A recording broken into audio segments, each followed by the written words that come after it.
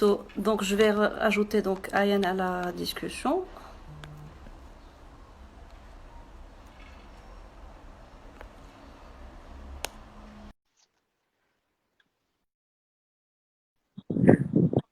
Hi, Sarah. Hi again. I'm back. Okay, so show us what's Yeah, around. sorry, it's slightly windy here. So we're moved over from this is the library. It's quite noisy at your side. Can you please just adjust your AirPods? Yeah. So this is moving over to from the library over to the Gateway building, the Prospect, which is where we have our Riverside Cafe, but also our one-stop shop. So on each campus we have a one-stop shop called the Gateway. So any queries, any answers that students need, whether it's timetabling, financial guidance, submitting work for late reasons or anything like that, then go to one building, speak to one person, and get all their questions answered. So instead of students going from one building to another, speaking to 5, 6 different people, you can speak to one person and they'll get all your queries answered. Because one thing we want to do is make sure that students have the best student experience, and that's why we kind of had this approach. It's similar to the open door policy we have with academics. So whether the professors, doctors, they just need to make an appointment is always the best method to get an appointment with an academic, but it's very casual, very informal. Have a coffee, talk about work with these professors and doctors. It's very much all aimed at having the best student experience. We move over here. We've got some basketball courts, football, which students can use as part of the sports program that we have.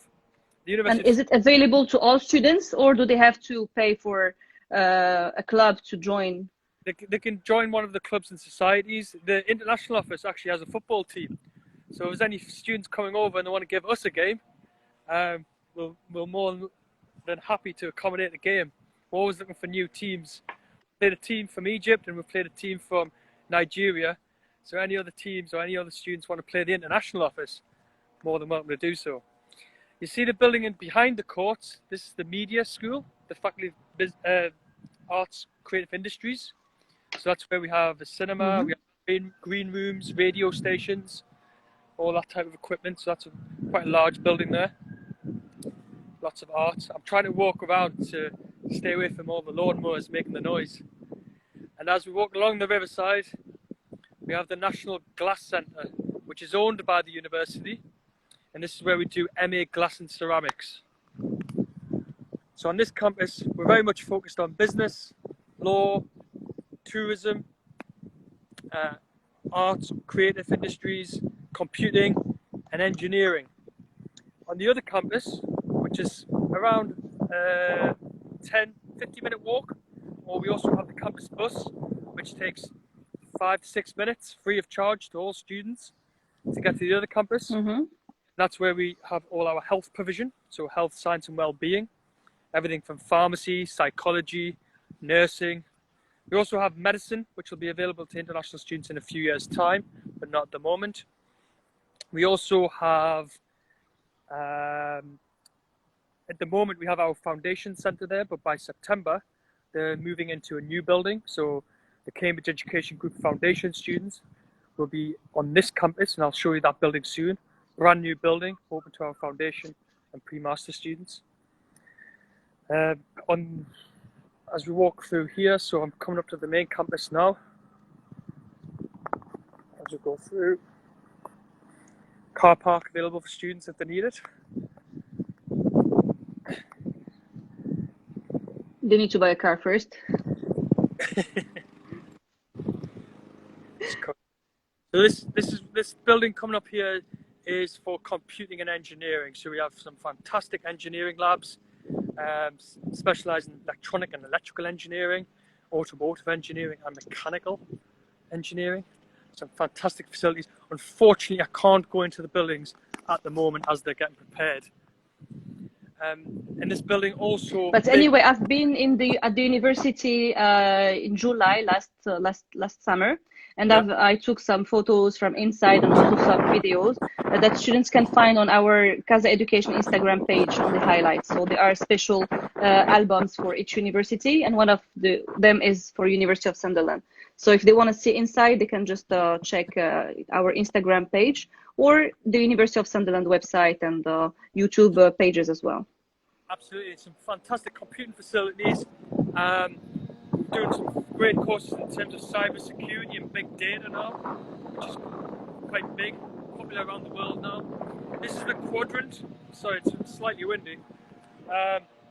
So you can see all faculties from this point. So there's the gateway building I was referring to in terms of the one-stop shop. The media school. We've got our own live radio station, Spark FM, 107 FM. It's also digital if anyone in their home country wants to listen.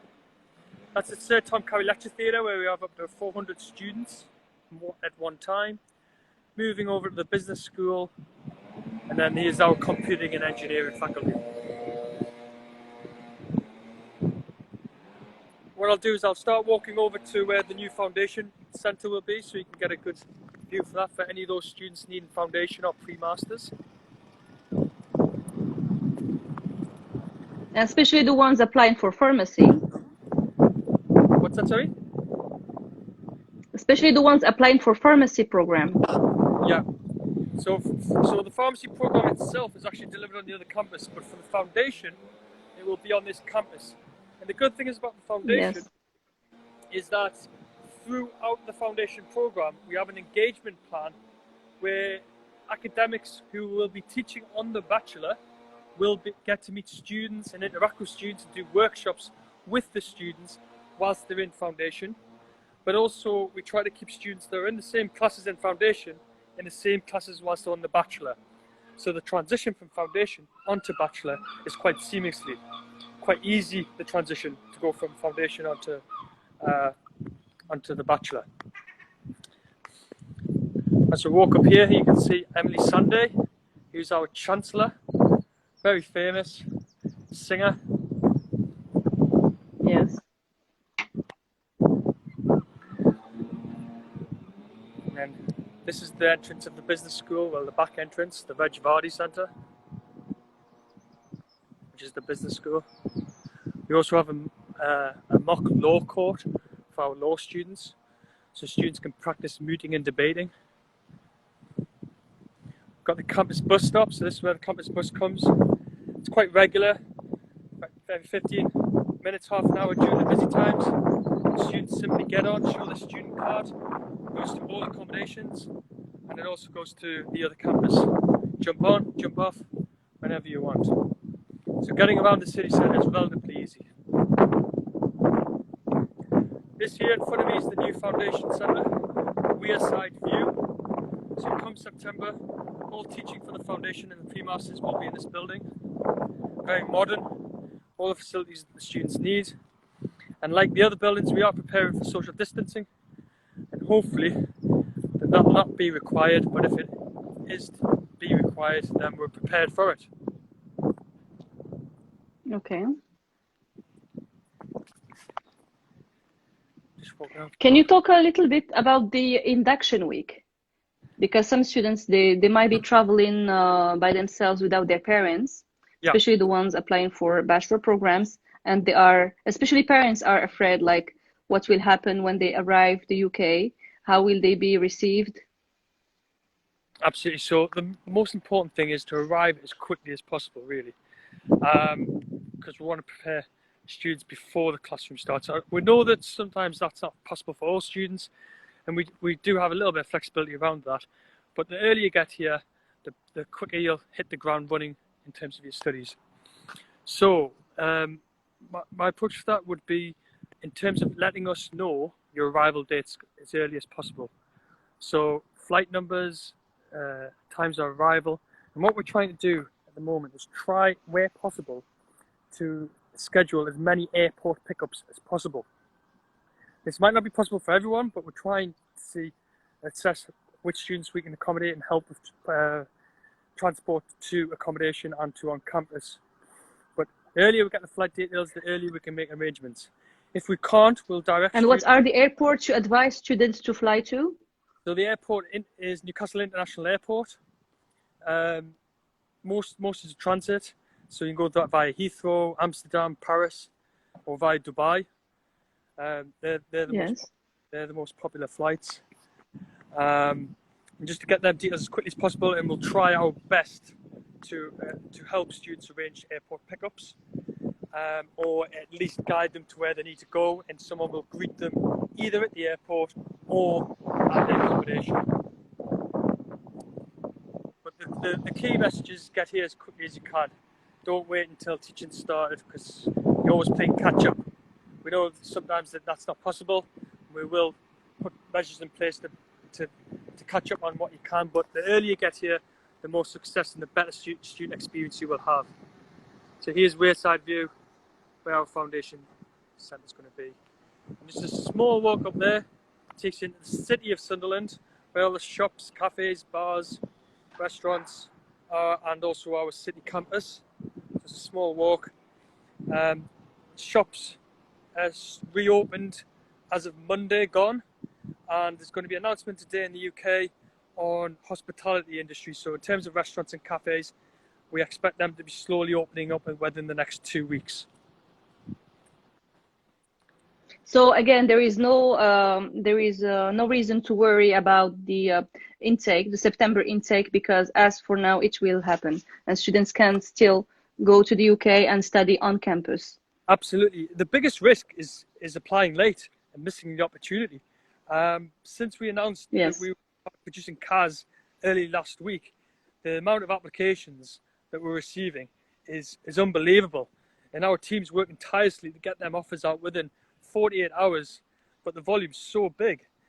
Certain programs are filling up very quickly, such as the MBA with placement. So we have a 2-year MBA, which includes a 12-month placement. And let's not forget that all international students have the opportunity for a post-study work visa. So after they graduate, they can stay in the UK and work for a certain period of time. And the MBA is very, very popular across the world. But we can only take so many students because there's a placement element. So if students are interested in the MBA and they want a placement opportunity, we also do the MBA with no placement. But the MBA with placement, the demand is high, and are encouraged to get applications in as quickly as possible. We've also got, I'm sure you And do they need to have work experience before applying to this type of MBA? Yeah, they'll need a certain level of experience, yeah. I'm sure you mentioned about scholarships as well, so we've got some early bird discounts and advantages of applying early and also paying deposits early. So the quicker in the process students are able to apply and pay the deposits, etc., the more opportunities they're going to have. And I must stress to apply early so that there's no disappointment. Okay. Now I'm back along the riverside here, where the accommodation is.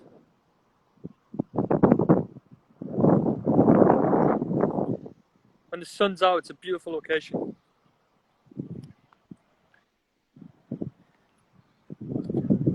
And that's it for the St. Peter's campus in terms of a tour.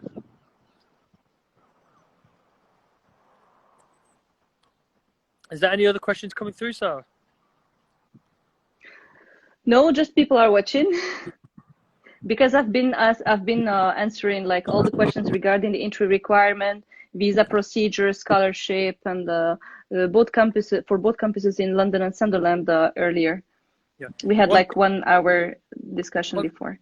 One thing to mention is, I mean, not a big number, but some students from your region, Sarah, require English language. Most years we have what we call English for academic purposes classes running now leading up to the summer, which is 5 weeks for every 0.5 of an IELTS lower or equivalent. We've actually moved this program online. So if any students have an IELTS or equivalent and just missing the entry requirements on English, we have an online English academic purpose program that students can enroll on in order to get their English ability up to the level required before starting in September. Okay, just to clarify this point, if, for example, we have,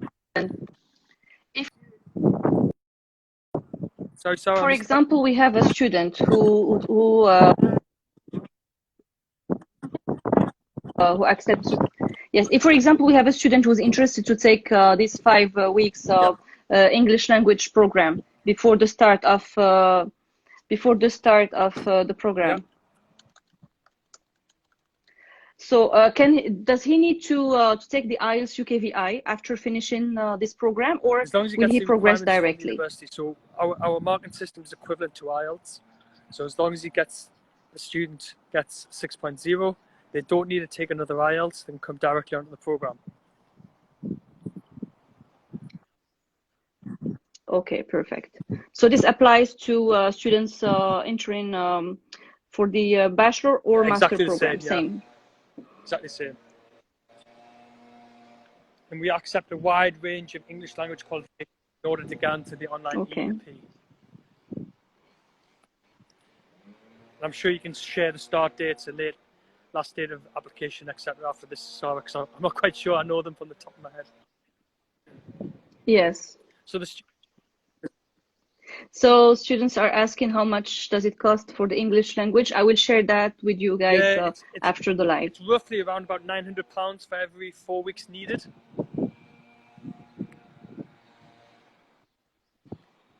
Okay. And approximately how many hours a week will they be studying? For the English language, I suspect it'll probably be around about 25 hours per week. Okay. We have a good success rate. Okay, can you tell students about the work? Students have the right to work up to 20 hours a week while studying any bachelor or master program. So, based on your experience, which kind of jobs can they have? Yeah, so for part-time jobs, as part of a visa stipulation, is that the students can no longer work any more than 20 hours per week. And part-time jobs in and out the city centre, so there's cafe work, restaurants, shops, just casual work.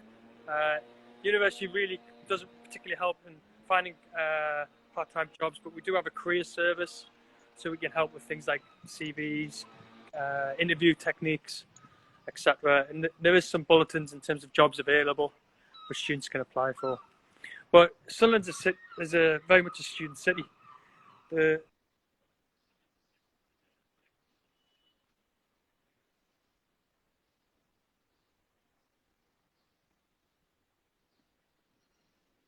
I think we've missed you. Yes, you're back. Yes, okay, good, we can see you, we can hear you. So I've said that Sunderland's very much a student city. I'm just going to go on this bus stop so I can hear myself because it's very windy. So Sunderland's very much a student city, so the majority of the people in the city centre are students. So Sunderland is actually the biggest city in the north by geographical area. In terms of the town centre, the majority of the people living in the town centre are students. So students, whether they're going from accommodation, good accommodation to the classroom, to cafes, restaurants, bars, etc. The majority of the people are students. So you get a sense that students are very familiar with other students and it's very friendly. And the good important thing about how many students are in the city centre is that the locals, such as myself and others around the city, appreciate what international students bring to our local economy. So they're welcomed with open arms by the locals, even though the locals live in the suburbs and things like that. But when they're in the city centre, they absolutely love to see international students. Whether it's a taxi driver taking me somewhere, they'll be telling me, bring some more students from Morocco, for instance. We need more students because they mean so much to the locals here. And that's fantastic. One thing I forgot to mention is what's fantastic for the students is when they graduate in the middle of the Stadium of Light, Sunderland's football ground, once a Premier League football ground. So it's fantastic. Okay. It's a 50,000 seater stadium, and students walk out on the pitch, and they, can you still hear me? Yeah. I can't. Yes, yes. So it's a 50,000 seat stadium. Walk on the pitch, get the graduation certificate, your bachelor, masters, from Sir David Bell, our Vice Chancellor, and also Emily Sanday, our Chancellor. It's a fantastic experience and a great, great occasion for families and friends to come over and see students walk out in the middle of the football pitch. It's really, really great. And that's one thing we want to do, is not just give you a piece of paper. We want to solve your problem. Why do students want to go to university? Students want to go to university to progress their career, to get a job, to get lots of money. Let's not mistake it. It's not about getting a piece of paper, getting a bachelor or master's. It's about getting a job. And that's what we're here to do. We're here to solve that problem. We're not here to give you a piece of paper. What we do is we look after you before you enroll, during your time here, making sure you get the most of it. Don't just let time pass you by. Don't just sit in classrooms and get what you need to pass an exam. That's not what it's about. It's about getting involved in clubs, societies. We have everything from kayaking, canoeing, football, basketball, rock climbing, you name it. We've probably got a club in society. Join them, meet friends. Most job prospects come from your network. So whilst you're at university, build up your network. That's very, very important. Take up a work placement. So this means if students go to Sunderland, even if it's a small city compared to London or other big cities in the UK, they will not feel bored, right? They will have a lot of things to do. It's because of their problem for not getting out and about. There's plenty to do here. And it's about making the most of your time at university. I myself was a graduate at the University of Sunderland. I studied here. I used to like when I used to say I graduated 2 or 3 years ago, but actually, I think it's now 13 years ago since I graduated the university, and I've never left. And there's a lot of people like that. So once students come in touch with the university, they stay, or at least keep in touch. And that's where I lead up to when you graduate. We don't just leave you to go and defend for yourself. Our career service will help students the best they can in order to secure jobs. Myself, I secured a job at the university, for instance, before I graduated. And a lot of students who go on placement do get that opportunity. I believe it's around 89% of students who go on to placement, their provider of the job actually offers them a vacancy before they graduate, if they can, visa permitting and everything like that. So it's very... So is this something easy for international students to find a job in the UK? Yeah, I mean, depending on what program, I mean, it is quite competitive. But if students are willing to put the hard work in, make the effort, then there is opportunities available. And it doesn't need to be placements locally or nationally, for instance. It could be placements in their home country. As long as we can justify that it's meeting learning objectives throughout the program, then why not? Why not do a placement in Dubai? Why not do a placement in Marrakesh, Rabat, Casablanca? Why not? But we obviously need to assess to make sure that the meeting learning objectives and that our placement tutor here can support the studies and making sure that students are learning. Because a placement year is not just about gaining money. Gaining money is very much kind of the icing on the cake, the benefit of doing placement. The real benefit is getting that experience and learning on the job before you graduate. So when you do graduate, you're more employable than everyone else. Sometimes you go to lectures here, there'll be 400 people doing the same program as you in the same university. How will you get a job over them? Likewise, there could be thousands in the region doing the same program. Nationally, there'll be hundreds of thousands. Why would someone employ you? And that's why you need to make yourself employable during your studies, building your networks and things like that. And that's what we want to do. We want to solve your problem, which is go and get a job and earn lots and lots of money. Sorry, my AirPods have died. Cool. So anyone having any other, yeah, I can see that. Anyone having any question?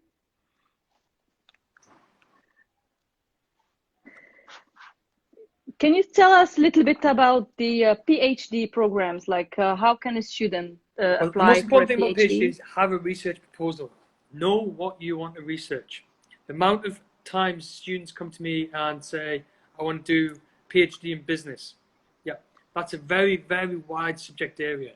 We want research proposals that really get into the depth of a research topic. We don't want anything that's you just want a PhD because you want to become a doctor or professor in front of your name.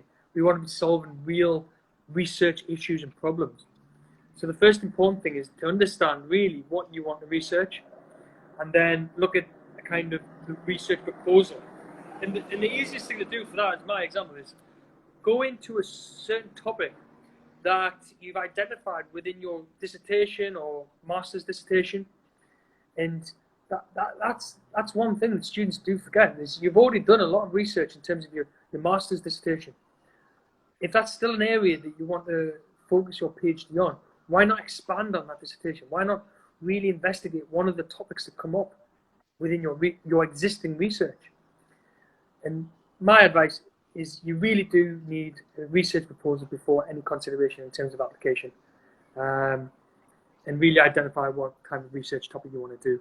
There's a list of themes and subject areas that we support on our website that I'd encourage you to go and visit. But before you start putting an application in, really be prepared for a couple of 1,000-word kind of summary on what your research interests are.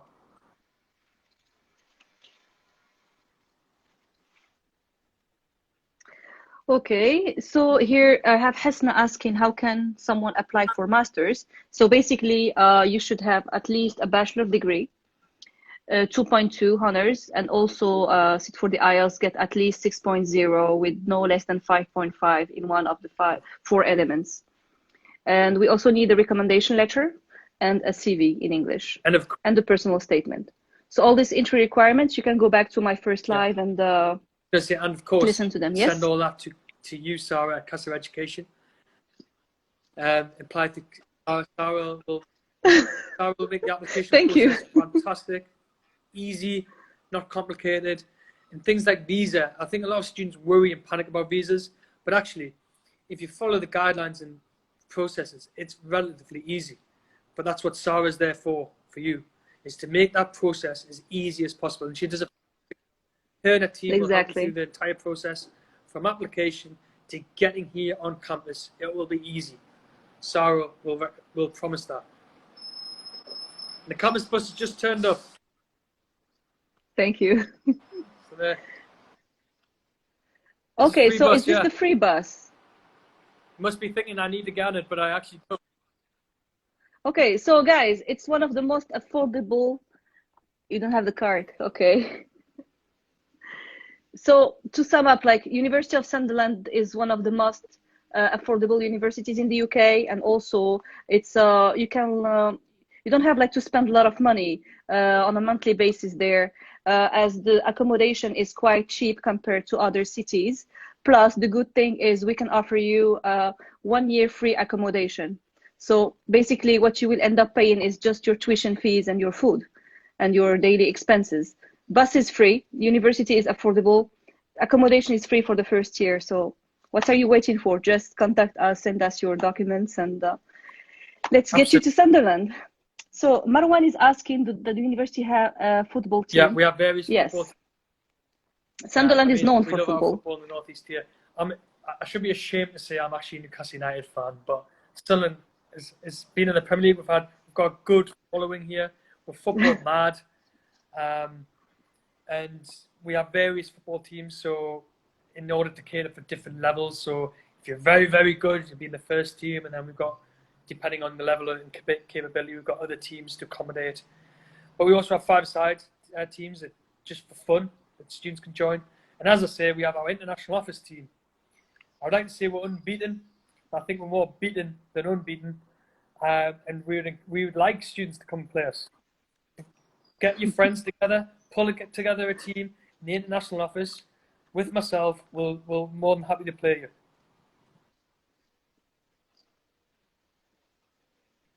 Okay, and I've also seen some of the students who went in the previous intakes mainly playing basketball.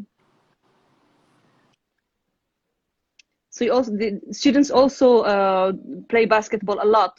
At Sunderland. You have very nice basketball. So we've got the outdoor courts here, and we've also got the indoor court in the city space. which is on the city campus. So we have I believe three indoor basketball courts. But we do all sorts of sports: badminton, squash, tennis, football, American football, lacrosse. We've probably got every other sport covered. If, for instance, there was a sport that the students really interested in, which we don't offer, then we encourage students to go to the clubs and societies and set up a team, set up a sport, advertise it around campus, get some players, and we'll provide it on campus here.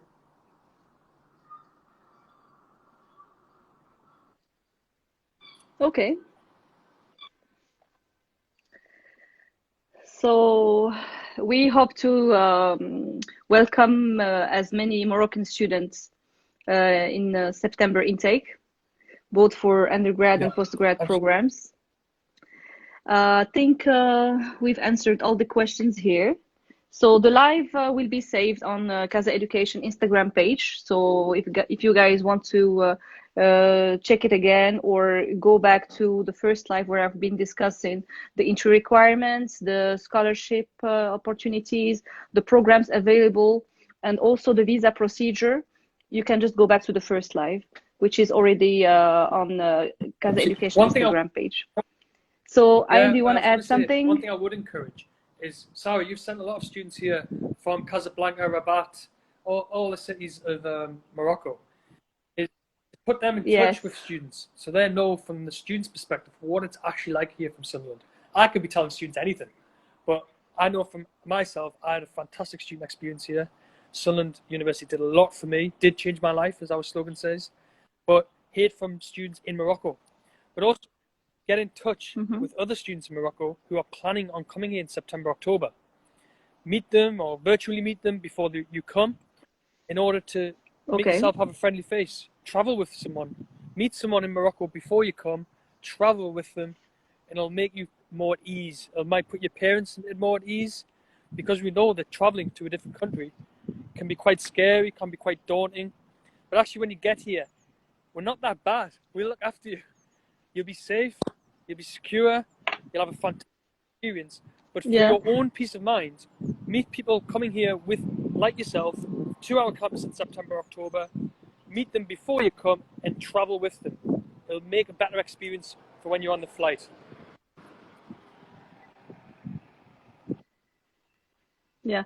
One more thing, for parents especially, is Sunderland a safe we're in the city? top 10 safest cities in the UK.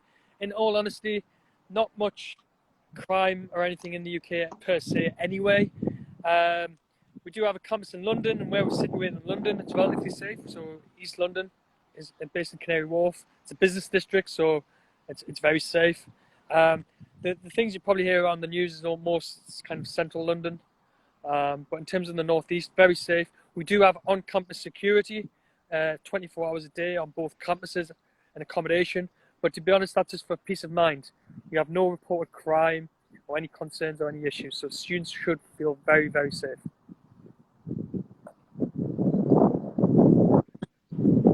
Okay. Because this is a question parents keep asking me, which is very normal. They worry about if my children would go to Morocco or anywhere around the world to travel, I think I'd be very nervous and very apprehensive for sending my kids away. But I can reassure parents and students that it's very, very safe in Sunderland.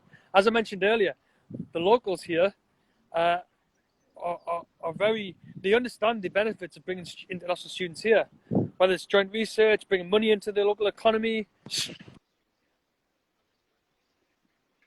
rely on international students. So the local restaurants, cafes, bars, shops, they rely on the international students that we bring here to the university. So international students come to Sunderland, very much feel valued within the local community. And I think that's important.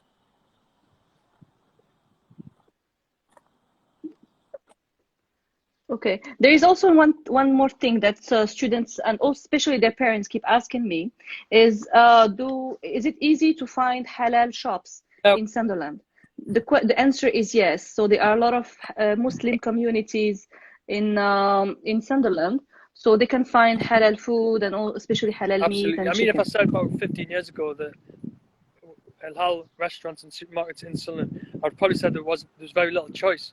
But again, the benefit of bringing international students to Sunderland has resulted in, we've got shawarma shops, we've got shisha places, we have halal supermarkets, halal restaurants, we have everything catered for every sort of community in Sunderland, and that's a result of international students. So quite a few of these places have been set up by ex-students, so alumni of ours, which is fantastic. We have a big Muslim community, we have this big Arab community based in Sunderland, so that's a result of strong international recruitment from the likes of Morocco, Egypt, Kuwait, Saudi Arabia, Lebanon, Jordan.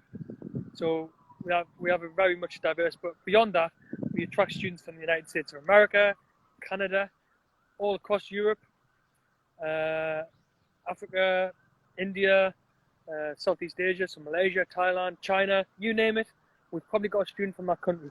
Over 100 different nationalities on campus. And that's important as well when you're in the classroom. So you're learning from different cultures. And actually, like myself, you make friends from around the world in the classroom who you stay in touch with 15 years later. And you never know, they could be your next employer. Good. You never know, exactly. Okay, anything to add to this live? I'd just like to go back to the last point that I stressed earlier is just apply now is very important to make sure that you get your guaranteed place on the course. We aim to turn around applications very, very quickly in 48-hour turnaround. Get your offer in and secure your place now.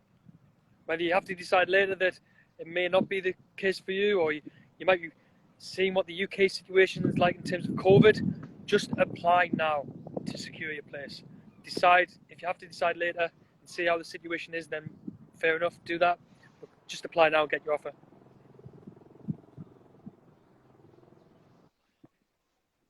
Okay, thank you so much for your time and for answering all those questions and also showing us the campus.